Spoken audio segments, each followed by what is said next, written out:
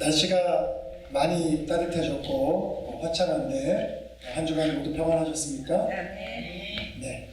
주님이 주시는 아름다운 봄을 여러분들 성도님들 마음 가운데 충만하게 느끼시고 또 그 안에서 기쁨이 넘치시기를 간절히 바랍니다. 자, 오늘은 교회력으로 부활절 제3주입니다. 우리가 함께 했던 본문은 요한일서입니다. 제가 요한일서 본문도 그렇고 또 요한복음 본문도 그렇고 성경을 읽으면서 얼마나 말씀이 주는 기쁨이 충만한지 모릅니다. 여러분, 우리가 말씀이 주는 기쁨을 충만하게 경험하기 위해서는요, 성령님의 도우심이 제일 필요하겠지만 우리도 마음을 열어야 됩니다. 이 말씀이 주님께서 내게 주시고자 하시는 이 말씀이 어떤 큰 은혜를 내게 줄 수 있을까라는 기대가 우리 마음 가운데 있어요. 처음부터 뭔가 의심이나 거부하는 것으로 말씀을 접하는 것이 아니라 마음을 활짝 열고 또 그리고 주님께 집중을 해야 됩니다. 말씀이 우리 가운데서 살아나고 역사하는, 그래야지 성령님께서 우리가 말씀을 읽을 때 놀랍게 역사해 주시죠. 그리고 또 주님께서 내 삶 가운데 베풀어 주신 작고 큰 여러 종류의 은혜들이 있지 않습니까? 그것을 깊게 생각하면 주님이 내 삶 가운데서 함께 하시고 오늘도 나를 이끌어 가고 있는, 또 그 주님이 살아서 우리에게 주신 이 계시의 말씀이 얼마나 충만하게 우리가 이것을 경험하고 고백할 수 있게 되는 것이죠. 자, 그러한 은혜가 있게 되기를 간절히 바랍니다. 제가 이 말씀을 드린 이유는 오늘 우리가 함께하는 이 본문의 말씀도 집중함을 통해서 이 말씀 한 절 한 절이 우리에게 주고자 하시는 그 의미가 무엇인지를 내 지적인 생각으로 그것을 파악하려는 것이 아니라 성령님이 인도해 주심을 통해서 우리의 열린 마음을 통해서 그것을 믿음으로 받아들일 수 있는 은혜가 저와 여러분에게 있기를 간절히 바란다는 뜻에서 말씀을 드립니다. 자, 오늘 본문이 요한일서인데 요한일서 1장 1절이 어떻게 시작합니까? 여기 이렇게 나와 있죠. 태초부터 있는 생명의 말씀에 관하여는 우리가 들은 바요, 또 눈으로 본 바요, 자세히 보고 우리의 손으로 만진 바라 하는 말씀으로 시작합니다. 태초부터 있는 그냥 말씀이 아니에요. 생명의 말씀에 관하여는 생명, 우리가 살아서 숨 쉬고 우리가 기쁨과 충만함, 이것을 느끼는 것은 우리에게 생명이 있기 때문 아닙니까? 근데 그 생명의 말씀에 관해서는 우리가 귀로도 들었고 눈으로도 보았고 손으로도 만진 바 되었다라는 말씀으로 시작을 하죠. 자, 이 구절에서 생명의 말씀이라는 표현이 나오는데 여기서 말하는 이 말씀은 예전 설교에서 제가 한번 말씀드렸지만 그리스어 로고스의 번역입니다. 이 로고스라는 것은 이성, 이치, 합리성을 가리키는 철학적인 용어입니다. 즉 로고스는 세상을 이해하고 설명하는 가장 근본적인 힘을 의미하는 단어, 그런 의미에서의 말씀이라고 할 수가 있죠. 자, 이러한 로고스라는 단어가 성경에서 가장 많이 나오는 말씀이 어딘지 아십니까? 어디죠? 우리 성경을 많이 읽으시는 여러분들께서 한번 말씀해 주세요. 바로 요한복음 1장 1절입니다. 네, 요한복음 1장 1절에 집중적으로 이 로고스, 말씀이라고 하는 그리스어가 나오죠. 자, 요한복음 1장 1절에서 이 로고스라는 지칭이 많이 나오는데, 단어가 많이 나오는데, 이 로고스는 누구를 의미하냐면 예수 그리스도를 말씀하고 있는 거예요.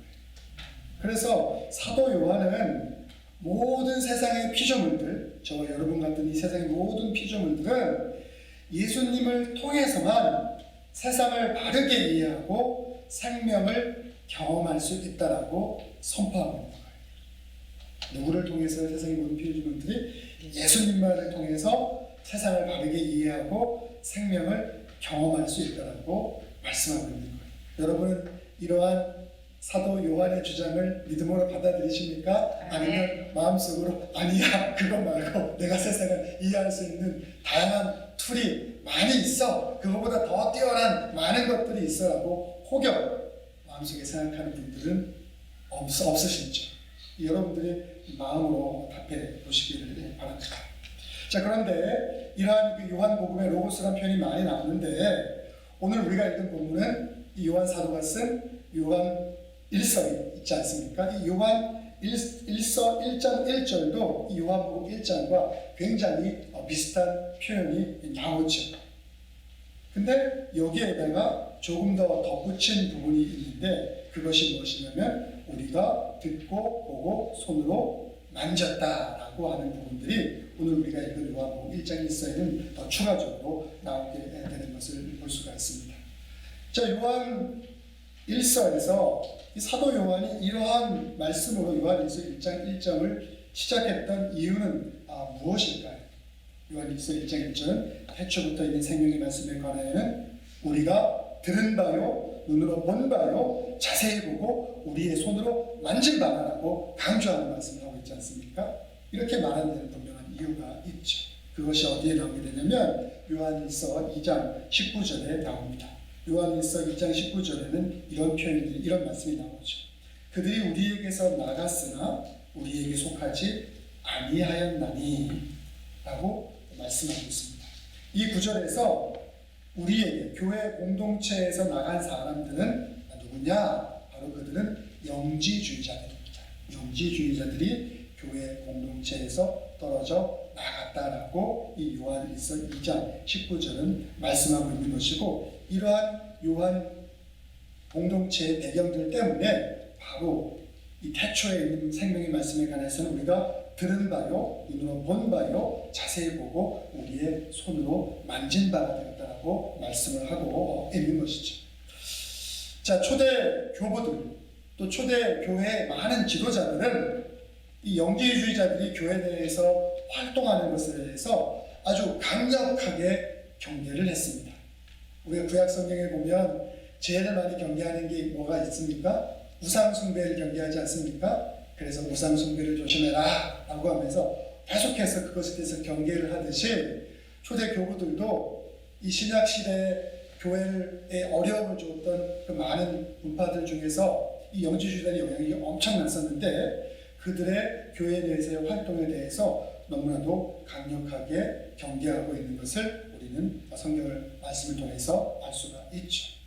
자, 이렇게 왜 초대 교회의 지도자들과 교부들이 교회 내 영지주의자들의 활동에 대해서 경계를 했냐면요, 이 영지주의자들이 예수 그리스도의 역사성을 부정한다라고 생각했기 때문입니다. 지금 역사성을 부정한다는 것이 좀 어려운 표현인데 쉽게 무슨 말이냐면 예수님께서 실제 인간으로 사셨다는 것을 부정한다는 것입니다. 여러분은 예수님께서 실제 인간으로, 우리와 똑같은 인간으로 사셨다는 사실에 대해서 그것을 인정할 수 있습니까? 네. 여러분 어떻습니까? 솔직히 마음으로 한번 생각해 보시기 바랍니다. 영지주의자는 이렇게 생각을 했어요. 예수님이 하나님의 아들이고 그리스도, 메시아, 구원자라고 한다면 어떻게 신이 인간적인 한계성을 가질 수 있느냐라고 생각을 했죠. 그래서 제자들과 더불어 살았던 예수님은 완전한 인간이 아니라는 거죠. 그들은 그렇게 주장을 했어요. 껍데기만 인간이라고 주장을 한 거죠. 그거 여러분 이해가 되십니까? 옛날에 유대인들도 그렇게 주장했잖아요. 신은, 하나님은 무호하신 분이에요. 전능하신 분이에요. 한계가 있을 수 없는. 그런데 십자가에서 죽고 배고픔도 느끼고 슬픔도 느끼고 고통도 느끼고 아픔도 느끼고 어떻게 신이 그럴 수 있느냐라고 생각을 했죠. 영주주의자들이 그러한 생각을 했어요. 자, 그래서 예수님은 껍데기만 인간이지 실제로는 인간이 아니다라고 영지주의자들은 생각을 했죠. 자, 그래서 그들은 어떻게 했냐면 예수님의 겉모습과 예수님이 가지고 있는 본질을 명확하게 구분을 했습니다. 다시 말해서 예수님의 껍데기는 아무것도 아니다 라고 생각하고 예수님의 본질은 뭐냐면 완전한 영적인 존재이기 때문에 그건 최고다라고 주장을 한 거죠. 그래서 영지주의자라고 불리게 됐죠. 자, 그런데 우리가 그들의 말을 있는 그대로 인정하게 된다면 예수님께서 십자가에서 받은 고통과 고난은 모두 거짓말이 되는 것이죠. 왜냐하면 영지주의자의 주장에 따르면 하나님은 고통받을 수 없는 존재이기 때문입니다.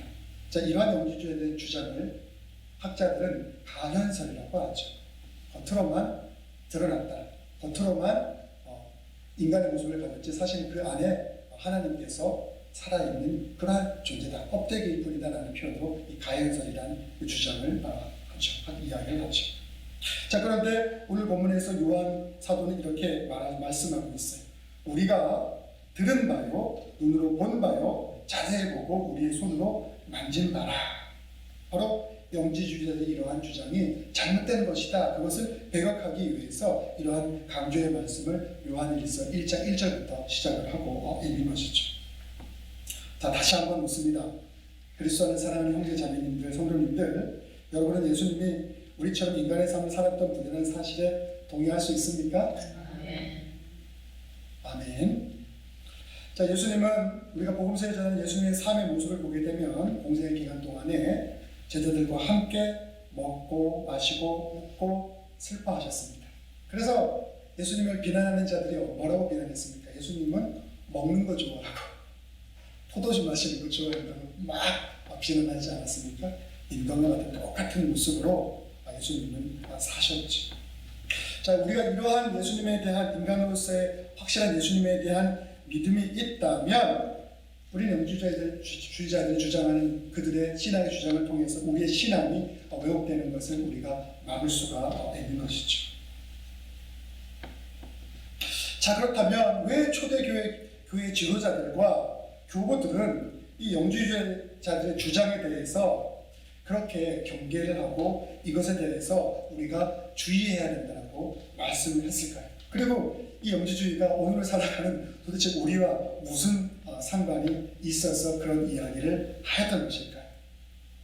이제 우리가 영지주의에 대해서 조금 더 깊게 생각해 본다면 그것이 과거 초대교회에서의 문제만이 아니라 오늘을 살아가는 우리의 삶 속에서도 이 문제가 동일하게 일어나고 있다는 것을 우리는 부정할 수가 없죠. 자, 영지주의자들은 이렇게 생각했죠. 인간의 육신은 악하다. 인간의 육신은 악하다. 인간의 영만 순수하다라고 주장을 했죠. 그래서 인간의 육체적인 부분은 부정되어야 되고 영적인 삶은 권장되어야 된다고 주장을 했습니다. 그래서 영지주의자들에게도 스승들이 있었는데 그 영지주의 스승들은 되게 어떻게 살았냐면 굉장히 금욕적으로 살았어요. 자, 금욕적인 것이 여러분은 어떻다고 생각하십니까? 좋은 거라고 생각하십니까? 나쁜 거라고 생각하십니까? 우리는 금욕적인 삶 자체를 부정하거나 비난할 수는 없습니다. 그렇죠? 금욕적인 삶을 살아가는 사람들의 모습은 사실 경건을 추구하고자 하는 그러한 이 삶의 마음이 담겨져 있기 때문이죠. 자, 그런데 오늘 본문은 10절에서 뭐라고 말씀하고 있냐면 만약 우리가 범죄하지 아니하였다 하면 하나님을 거짓말하는 이로 만드는 것이니 또한 그의 말씀이 우리 속에 있지 아니하리라고 말하고 있습니다. 금욕적으로 사는 것에 대해서 우리가 뭐라 할 바가 아니고 그것이 나쁘다고 이야기할 수 있는 부분은 아니고 그들 가운데 경건을 추구하고자 하는 모습이 있는 부분은 오히려 칭찬받을 부분이 있을 수 있지만 인간의 금욕적인 삶을 산다고 하여서 깨끗하고 순결해져서 죄의 문제가 해결될 수 있는 것은 아니다라고 말씀하는 것이 바로 방금 전에 제가 말씀하신 이 10절의 표현이라고 할 수가 있죠. 만약 우리가 범죄하지 아니했다 하면 하나님을 거짓말하는 일로 만드는 것이니 또한 그의 말씀이 우리 속에 있지 아니하리라 라고 말씀하고 있습니다. 자, 이것은 무슨 의미를 또 담고 있냐면 사도 요한이 이렇게 생각합니다. 이 영지주의자들이 인간과 죄에 대해서 이해하고 있는 부분들이 잘못되었다라는 것을 분명하게 지적을 하고 있는 것이죠. 극단적인 영지주의자들은 그들의 육체가 아무리 죄를 범했어도 그들의 영만 깨끗하면 모든 것이 오케이라고 생각했어요. 반대로 영지주의자 중에서는 철저하게 극욕적인 생활을 하는 이들도 있었지만 퇴폐적으로 살았던 이들도 많았습니다. 왜 그런 줄 아십니까? 금욕적으로 산 영지주의자들은 자신들이 실제로 죄를 범하지 않았으니까 죄가 없다고 주장을 했어요. 그런데 육체적인 욕망에 따라 살았던 사람들은 그런 육체적 욕망에 따라 살아갔던 자신들의 삶의 모습이 자신들의 영혼에 아무런 영향을 미치지 않기 때문에 자기들은 죄가 없다고 주장을 하는 거죠. 그러니까 극단적인 금욕주의와 극단적인 육체적인 타락의 삶을 살았다는 것이 바로 영지주의자들의 삶의 모습이었죠. 이 두 가지 모두는 위선적인 것이고 이러한 위선적인 삶으로 인간이 구원에 이를 수 없다라고 오늘 요한 사도가 오늘 메시지를 통해서 우리들에게 분명하게 말씀을 하고 있는 것이죠. 근데 아까 제가 방금 전에도 말씀드렸지만 이 영지주의의 이 문제가 과연 초기 그리스도 시대에만 나타나는 문제인가? 그것이 아니라는 게 문제가 있는 것이죠. 이런 영지주의적인 삶의 모습은 굉장히 보편적인 인간의 삶의 모습입니다. 그래서 오늘을 살아가는 우리들에게도 이런 삶의 모습이 보여지죠. 더 나아가서 오늘을 살아가는 많은 사람들은 자신의 삶에 있어서 이 죄에 대한 의식이 너무나도 희박한 그러한 모습으로 살아가는 경우들도 많이 있죠. 자, 그런데 이 초대교회에 있는 많은 그리스도인들은 그리고 많은 지도자들은 이 영지주의의 유혹을, 이 영과 육을 구분하는 이 이원론의 유혹을 그들은 믿음 안에서 이겨내고 승리했던 것을 우리들에게 보여주고 있죠. 자, 그리고 초대교회 사람들은 무슨 어떤 고백을 하고 살았냐면 우리의 인격 전체가 총체적으로 죄에 빠져 있다는 사실을 끊임없이 인정하고 고백했습니다. 여러분들은 우리가 하나님 앞에서 육적으로나 영적으로 죄인이라는 것을 인정하십니까? 여러분 어떻습니까? 정말로 그것을 인정하고 그런 삶의 모습으로 살아가고 있습니까? 이것은 우리의 육체만이 병든 것이 아니라 우리의 영혼까지 병들었다는 것을 인정하는 태도인 것이죠. 그래서 우리가 하나님 앞에 주는 우리를 불쌍히 여겨달라고 기도도 하고 또 우리의 죄를 용서해달라고 기도도 하고 이렇게 살아가는 것이죠. 그런데 영지주의자들의 삶의 모습 속에서는 결국 이러한 신앙의 모습을 발견할 수가 없는 것이죠. 자, 그래서 오늘 본문 9절은 이렇게 말씀합니다. 바로 인간과 구원과 죄에 대한 정확한 통찰을 말씀하고 있는 말씀인데 이렇게 말씀하죠. 만일 우리가 우리 죄를 자백하면 그는 하나님은 우리 주님은 미쁘시고 의로우사 우리 죄를 사하시며 우리를 모든 무리에서 깨끗게 하실 것이오 라고 말씀하고 있죠. 자, 이 구절에서 알 수 있듯이 초기 그리스도의 지도자들은 인간을 이해하는 데 있어서 죄의 문제에 대해서 아주 철저하게 생각했습니다. 초대교회의 지도자들은 인간이 아무리 근업적으로 살아도 죄에서 자유로운 게 아니면 우리가 죄의 문제를 해결할 수 없다는 것이죠. 내가 돌을 닦고 내가 어떤 경건한 삶을 스스로의 노력을 통해서 한다 하더라도 그것을 통해서 우리의 죄의 문제가 해결될 수 없다는 것을 분명하게 말씀하고 있는 것이죠. 또 영혼을 아무리 육체와 분리해도 죄에서 자유로운 것이 아니라는 사실을 그들은 명백히 알았죠. 자, 그들은 초대교회 사람들, 지도자들은, 교인들은 어떻게 이러한 놀라운 영적 통찰을 얻을 수 있었던 걸까? 자, 이것은 예수님과 유대 율법주의자들의 영적인 싸움의 과정에서 이러한 지혜를 얻게 되었죠. 자, 예수님은 율법을 전문적으로 연구하고 실천하는 서기관과 바리새인들을 가리켜 회칠한 무덤이다. 다시 말해서 위선자들이라고 말씀을 하셨죠. 또한 사도 바울은 로마서 4장 15절에서 율법이 진노를 우리의 삶 가운데 일으킨다라고 말했습니다. 이것은 율법이 나빠서가 아니라 오히려 선에서 일어나는 역설인데요. 즉 우리가 죄가 있다고 인정하면 해결될 실마리를 찾을 수가 있는데 죄가 없다라고 주장을 하니 하나님을 부정하게 되는 것이며 죄의 문제를 해결받지 못하게 된다는 사도 바울의 주장이죠. 이러한 인간의 행위를 오늘 본문은 뭐라고 표현하고 있냐면 스스로 속이는 것이라고 말씀하고 있고 또 10절에서는 하나님을 거짓말하는 이로 만드는 것이라고 말씀하고 있어요. 제 말이 아니라 성경이 그렇게 말씀하고 있는 것이죠.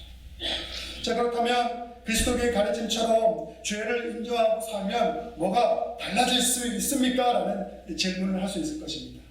죄를 인정하고 살면 뭐가 달라질 수 있습니까? 그래서 오늘 본문 9절은 이렇게 말씀합니다.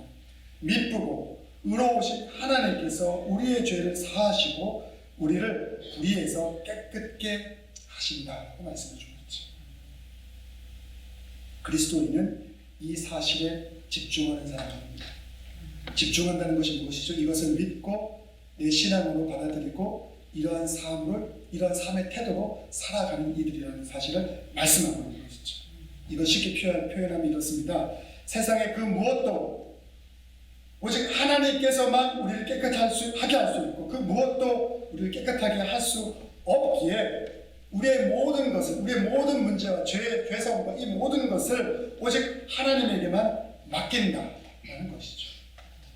저와 여러분 이러한 삶을 살고 있습니까? 죄의 문제를 해결하는 열쇠는 생명의 말씀이신 예수 그리스도입니다. 여러분 이것을 믿습니까? 아멘. 그래서 사도 요한은 7절에서 그 아들 예수의 피가 우리를 모든 죄에서 깨끗게 하실 것이라고 얘기했고 9절에서 우리가 우리 죄를 자백하면 우리 죄를 사하시며 우리를 모든 불의에서 깨끗게 해 주실 것이라고 말씀하고 있는 것이죠. 오늘 본문 7절에서 사도 요한이 예수의 피를 언급한 이유는 예수님의 십자가 죽음이 구약시대의 희생제사와 연관되었기 때문이죠. 구약시대 유대인들은 깨끗한 짐승을 잡아서 그 피를 제단에 뿌림으로 죄를 용서받는다고 생각했습니다. 이런 전통을 알고 있었던 초기 그리스도인들은 유대의 제사 의식이 예수 그리스도의 십자가 죽음을 통해서 완성되었다고 믿었습니다. 완성되었다. 그리스도 안에 사랑하는 형제 자매님들 꼭 기억하시기 바랍니다. 죄의 원인은 생명의 주인이신 하나님과의 분리입니다. 죄의 원인이 뭐라고요? 생명의 주인이신 하나님과의 분리입니다. 우리가 하나님과 분리되어 있다면 우리는 죄인이죠. 우리가 하나님과 분리되어 있는 것이 죄인 거예요. 그리고 그 죄의 결과는 무엇입니까? 죽음입니다. 그래서 죄를 용서받는다는 말은 하나님과의 분리가 해결됨으로써 우리가 하나님이 가지고 계시는 영원한 생명을 얻었다는 뜻입니다. 그리스도인은 바로 그런 존재입니다. 여러분 우리가 살면서 필요한 것들이 많죠. 돈이 필요하고 명예가 필요하고 권력이 필요하고 당장에 해결해야 될 것들이 너무너무 많죠. 하지만 그 모든 것은 유한한 것이고 우리에게 영원한 생명을 줄 수 있는 것은 그 중에 아무것도 없습니다. 죄송한 말씀이지만 우리가 그것들을 쫓아가는 것을 우리는 연약하게 좋아하지만 하지만 그 어떤 것도 우리 가운데 영원한 생명을 줄 수 있는 것이 아닙니다. 하나님만이 우리에게 영원한 생명을 줄 수 있는 분이십니다.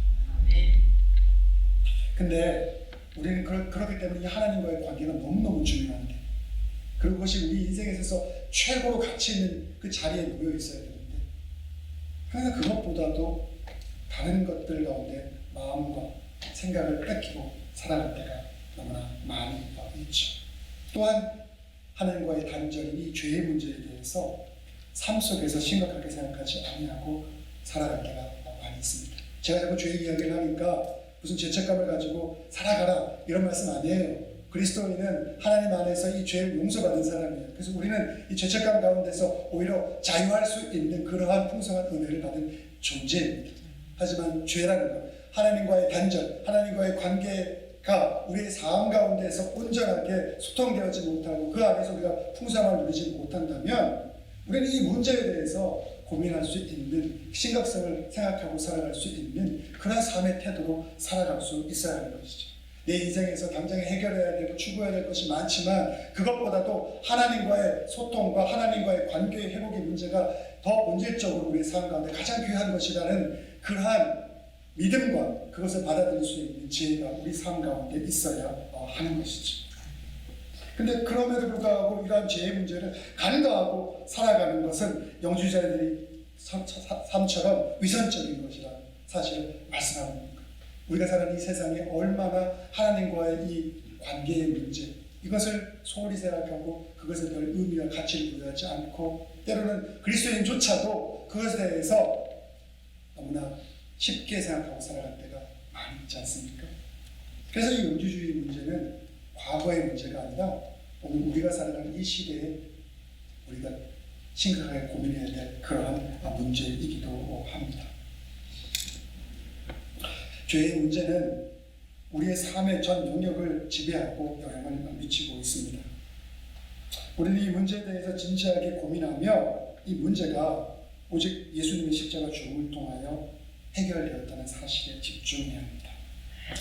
우리가 예수님의 십자가 죽음 이외에 다른 무엇으로 죄의 문제가 해결되었다고 생각하는 것은 위선과 교만입니다. 오늘 말씀은 요약합니다. 예수님의 십자가 죽음은 무지한 자의 죽음을 대표합니다. 예수님의 제자들은 나의 하나님 왜 나를 버리셨습니까? 라고 절규하고 죽고 부활하신 예수님을 경험했습니다. 목사님, 저는 그거 경험 못했는데요. 십자가에서 돌아가시는 거 직접 보지 못했는데요. 우리 이렇게 말할 수 있죠. 하지만 우리도 예수님을 경험했죠. 어떻게? 하나님의 말씀과 은혜를 통해서 예수님을 우리는 경험한 그리스도인입니다. 여러분 예수님을 경험하셨습니까? 정말 경험하셨습니까? 어떤 외부적인 자극이 와도 흔들리지 않은 자신이 있습니까? 우리 나약해서 흔들릴 수 있겠지만 다시금 말씀을 붙잡고 주님이 우리에게 주신 그 풍성한 은혜를 다시금 우리가 되새기게 된다면 회복의 역사가 우리의 삶 가운데서 일어나게 될 줄 저는 믿습니다. 아멘. 생명의 말씀이신 예수님을 경험한 사람들은 죄로부터 해방되고 죽음의 두려움에서 벗어난 사람들입니다. 이것이 우리의 정체성입니다. 그리스도인의 정체성입니다. 뭐라고요? 예수님을 경험한 사람들은 죄로부터 해방되고 뭐라고요? 죄로부터 해방되고 죽음의 두려움에서 벗어난 사람들입니다. 여러분 그렇습니까? 네. 자신 없습니까?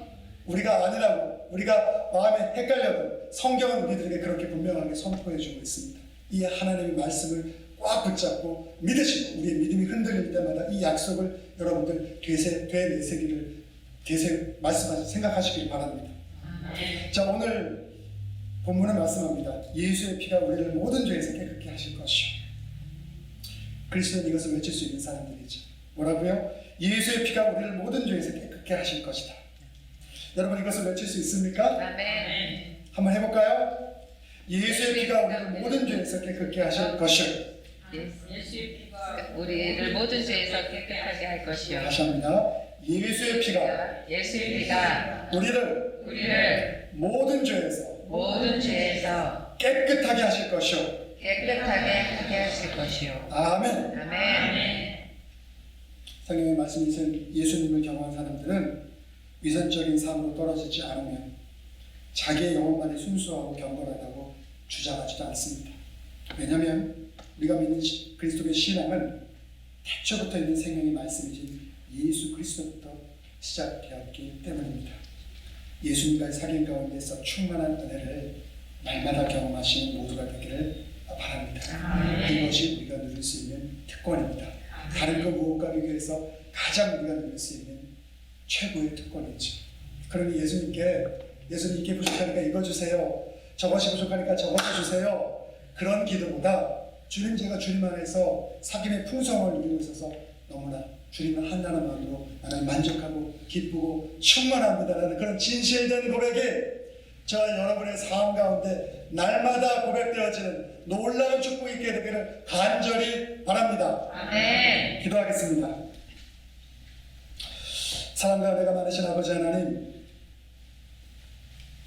예수님 생명이십니다. 예수님 정말 생명이십니다. 아멘. 우리의 죄를 사하여 주시고 우리의 작은 신음 어느 것 하나에도 그것을 소홀히 여기지 아니하시고 그것을 응답하시는 정말 살아계신 우리의 주님이라는 사실을 우리가 날마다 고백합니다.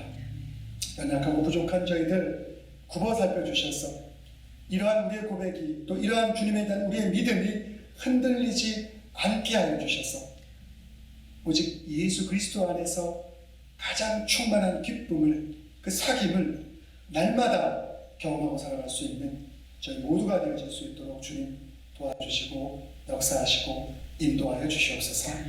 이 모든 말씀 예수님의 이름으로 기도드렸사옵나이다.